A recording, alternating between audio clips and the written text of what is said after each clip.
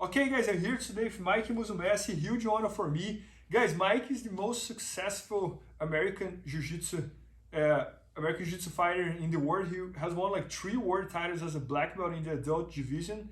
And today he's going to tell us here how to learn Jiu-Jitsu as a brown belt. So, Mike, when you look backwards to your brown belt times, what do you remember from it? What were the main things that brought you to where you are today? Okay, so when you get to brown belt, now in IBJJF, as a gi competitor, in IBJJF, when you get to brown belt, now you can start doing knee bars, toe holds, certain leg locks, right, that you weren't allowed to do as a lower belt.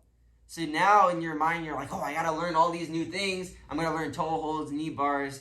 When I was a lower belt, all the higher belts that I trained with were already attacking toe holds and knee bars on me. So I already knew how to defend them, but I was never really practicing them myself because how I trained was just focusing on the competition. I'm going to do what I could do in a tournament, right? Yep.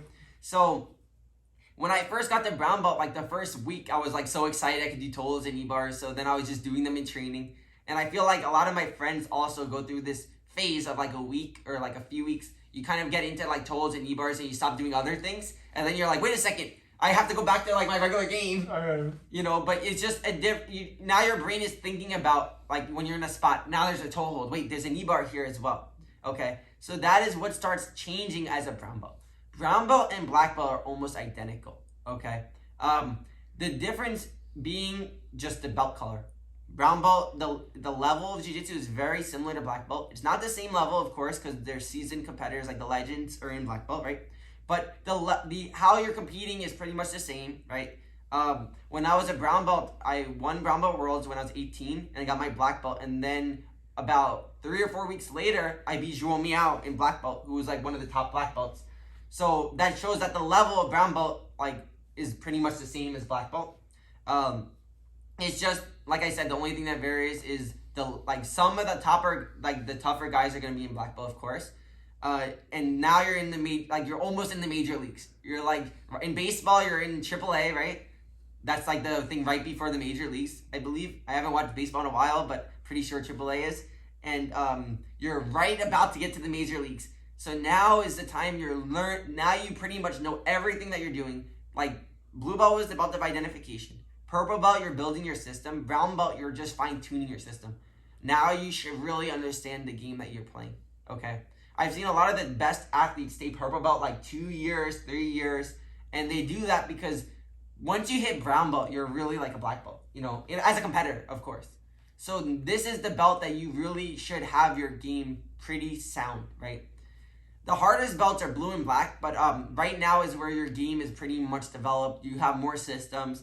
But now you're incorporating leg locks into this, right? You're incorporating toe holds, knee bars. You're seeing them now in different spots. You should be understanding how to defend leg locks. In my I teach an instructional Brown Belt System Part 4, and I teach how to defend the toe holds, knee bars, and everything, and using that to take the back. So now you're already thinking about how I could expose submissions when a person attacks a leg lock on me. How could I keep my feet in certain places, right? So that's so important when you're a brown belt. It's just a different thing. Now your brain is just thinking about more parts of jiu-jitsu, right? Yep. I think that's the biggest thing. Man, that's all. So, Mike, just to summarize. So, white belt, you build your foundation. Blue belt is the identification. You realize who you are, and purple belt, you build systems, and then brown belt is the time that you start figuring out now you're leg locks, knee bars, full locks. And now you're purple belt, you already know your A game and you're building on it. Brown belt is when your game should be pretty sound, where you have answers to already all the spots. You're pretty systemized in your positions, right? And again, how did we get to brown belt? We built a foundation from white to brown. Somebody could go get to brown belt fast and win a lot of competitions without technically sound jiu-jitsu, right? If they're just really good at a move, mimicking a move, and they could force things. But if you're technically sound, getting to brown belt, your jiu-jitsu should be perfect already. It's never perfect jiu-jitsu, but you should have such a great foundation at this point. Your game should be built up so much that brown belt, I don't feel like you should even be for a long time. You should be ready for black belt really soon. Just adapting to the leg locks is the only part of brown belt that will differ, from purple. No, man, that's awesome. And guys, All instructional videos from Mikey is at bjjfanatics.com, so make sure to check that out. What was Mike? Thank you. Please help me out to grow my YouTube channel. Just click subscribe. And to watch more videos, just click under see more videos. I hope you enjoyed.